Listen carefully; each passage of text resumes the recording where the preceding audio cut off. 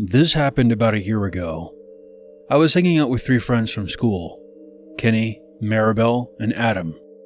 We spent the day doing dumb things that teenagers find amusing. By the time it got dark, we were all at Maribel's house.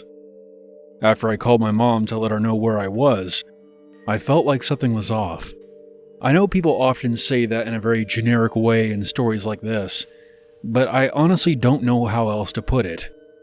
What I was feeling at that moment was that something incredibly fucked up was going to happen to us that night.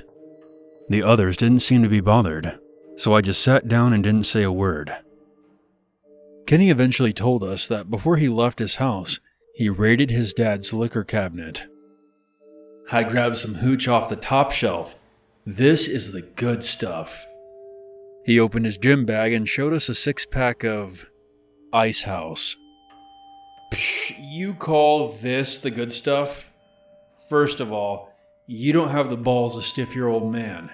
And second, you probably bribed that homeless guy who sleeps behind the gas station, just like everybody else does. I did not. My dad is an alcoholic, and he doesn't keep track of everything that he has. I got this from the top shelf in his fridge down in the basement. Anyway, who gives a shit how I got it? Beer is beer. I say, we go to that old abandoned house and have a party. Maribel's eyes lit up with excitement, like a kid in the candy store. Now that sounds like a great idea. Adam looked confused. He didn't seem to know what house Kenny was referring to, but the rest of us did. You see, there was an old abandoned house in the neighborhood that had sat vacant for quite some time. Many rumors and stories have spread about what exactly happened there, but nothing has ever been confirmed. For all we knew, whoever lived there had simply left, and it has sat empty ever since. I had never been inside the old house, and everyone else thought it was the best idea ever. But something deep down told me that it was not a good idea. The feeling I had earlier was still bothering me. However, that night I didn't want to be the party pooper, so we ended up going. We got to the old house pretty quick, as it wasn't too far from Maribel's place. As soon as it came into view, that same dreadful feeling overcame me. My stomach twisted itself up into a knot and began jumping around inside of me. Now, I had more than one reason to be afraid. I was also very on edge because if the cops rolled up on us and looked inside of Kenny's bag, we would all be in some deep shit. Trying to calm myself down, I attempted to break the tension. This is like a scene from a horror film. There's going to be a killer somewhere inside this house. Is that your way of telling us that you'll be waiting outside? Kenny shot back. No. It's just a joke, you idiot. We walked up to the front door and tried the handle. Locked. Adam then stepped up to the plate. Alright, let's split into 2 groups. Kenny, you and Maribel walk down this side and try to look for an entry point. Faya and I will take the other side. We'll meet up out back and then take it from there. So with that, we set off. Adam and I turned the corner. He then started asking me if I was uncomfortable, as he noticed that I was acting weird and fidgety. I told him that I was nervous about possibly getting caught, and that my parents would kill me if they found out what we were up to. He understood, and told me that if we were caught, he would take the fall for it, as this was not his first time drinking, and the last time he got drunk, he got into it with his ex-girlfriend. I guess I must be a lightweight. We laughed together as we approached the backyard. But before we got there, we passed by a cellar door. My stomach churned inside of me, and I stopped walking. I knew that there was something on the other side of that door. Hey, are you okay? Adam asked. I looked up at him. Yeah, I'm fine, I responded as I speed walked the rest of the way to the backyard.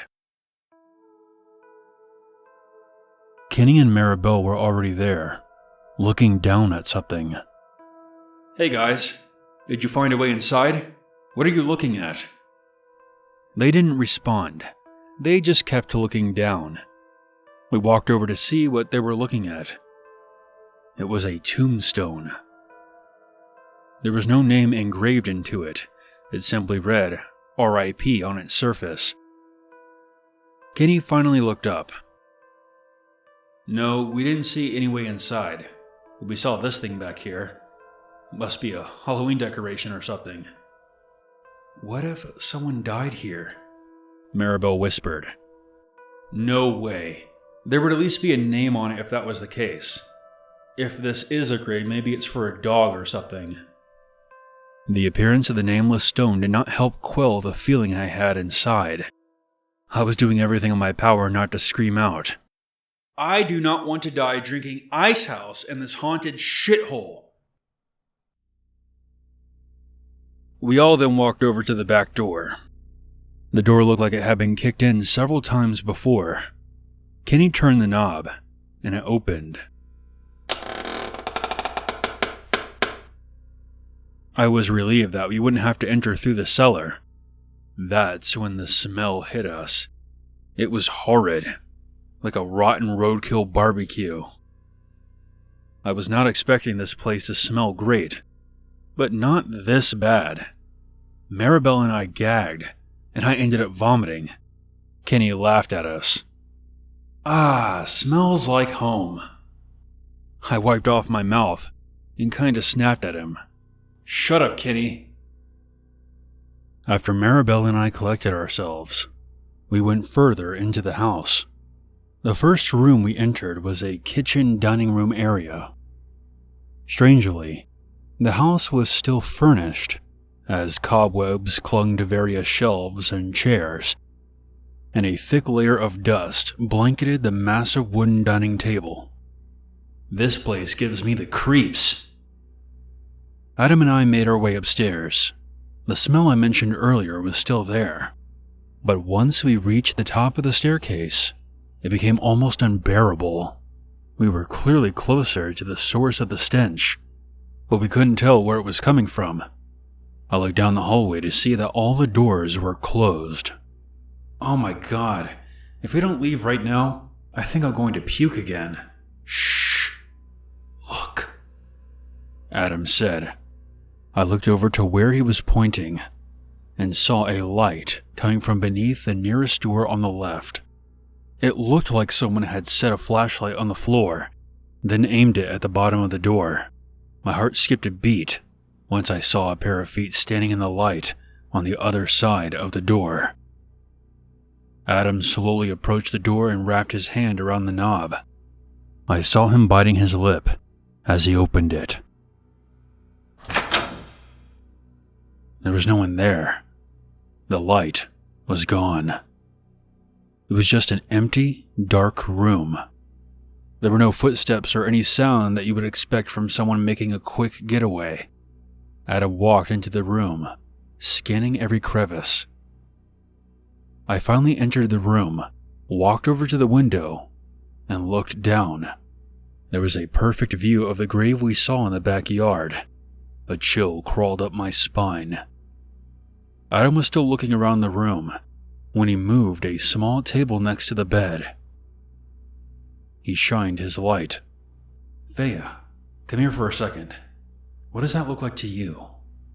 I looked over to where he was shining his light.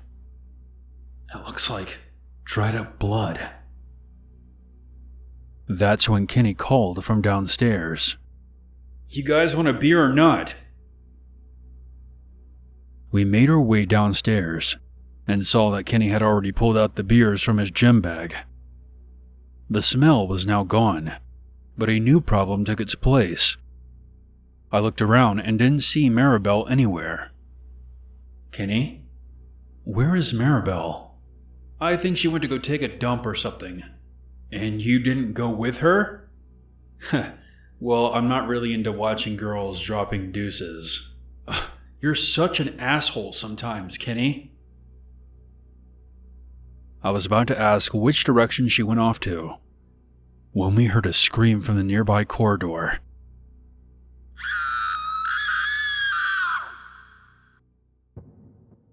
The three of us ran from the dining room to the adjacent hallway, where Maribel sat against the wall, breathing heavily. I went over and helped her up. She was pale, as if she had just witnessed a murder. "Maribel, look at me. What happened?" She looked up and took a few more shaky breaths before responding. "Tell her to leave me alone." "Who?"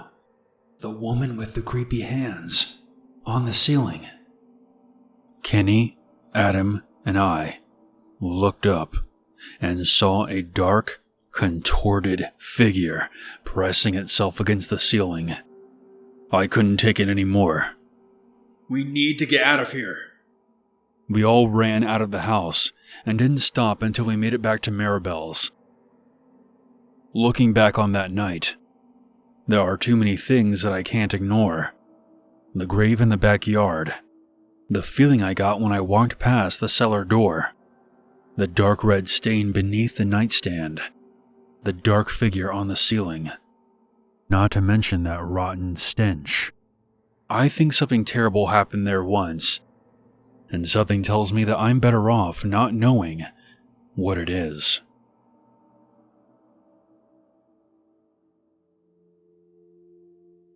I am a 33-year-old female, originally from Venezuela. This story might hit close to home for some, but I think it's important to tell you about the unfortunate circumstances taking place during the time of this experience. My parents were a bit too old to have kids when they had my brother and I. They already had several children from past marriages. However, they ignored the odds. My father is a very short-tempered man who wants things done his way, and no one can suggest otherwise. After I graduated high school, my father wanted me and my brother to study medicine, like he had. I didn't want that career path for myself, so we constantly had issues discussing my future career. With the help of my mother, I finally discovered what I had a passion for: graphic design. I was very excited about pursuing a career in that field, even if I was going against my father's wishes.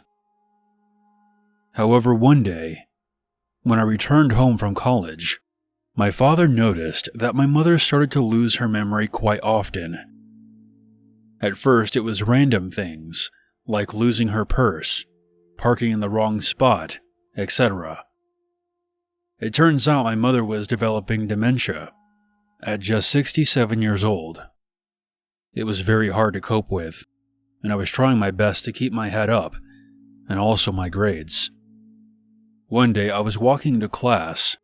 I had a lot on my mind, and a bus was driving slowly next to the sidewalk. I don't really know how or why, but when the bus passed me, I got a very unsettling feeling out of nowhere. I felt as if time had stopped. I looked at the bus beside me. The passengers inside were all looking forward, except for one.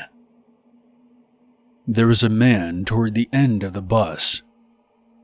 There was something very frightening about him. Unlike everybody else, he was not seated. He was either standing or kneeling on the seat so that he could see out the window. But his body was faced toward the adjacent row of seats, while his head was turned 180 degrees, looking right at me. The man had a tired-looking face, with dark circles under his eyes.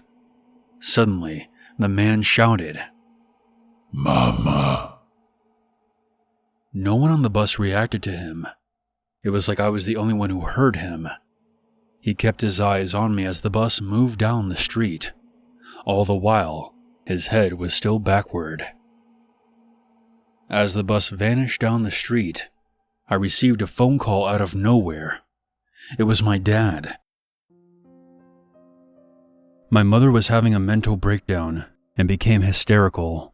She was begging my father to kill her. She claimed that she did not want to suffer from dementia like her mother had, and she did not want to put her family through it. My father eventually had to move closer to his family so that they could help out with Mom since he was 72 years old and only had one functioning kidney because of cancer treatment from years prior. Ever since I saw that man on the bus that day, I would see random people from time to time giving me that same look, shouting the same thing at me. Mama. Nobody but me has ever noticed, even when it's a very loud scream. I never got a chance to confront these people, as it would always happen randomly and in situations where I couldn't just get up and walk up to them. It has never happened when I was with my parents. I ended up pausing my career to take care of my mother until she passed away 5 years ago. I sincerely hope that someone can tell me what these things are. Could the circumstances surrounding my mother and the mental strain it caused me attract some kind of dark presence?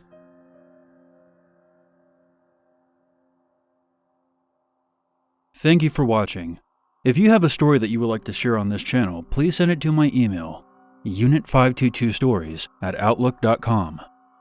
If you haven't already, hit that subscribe button when notifications turned on. You can further support my channel by visiting the merch store. A link for that is in the description. You'll be hearing from me soon. Until next time, I'm your Uncle Unit. And as always, never forget. There's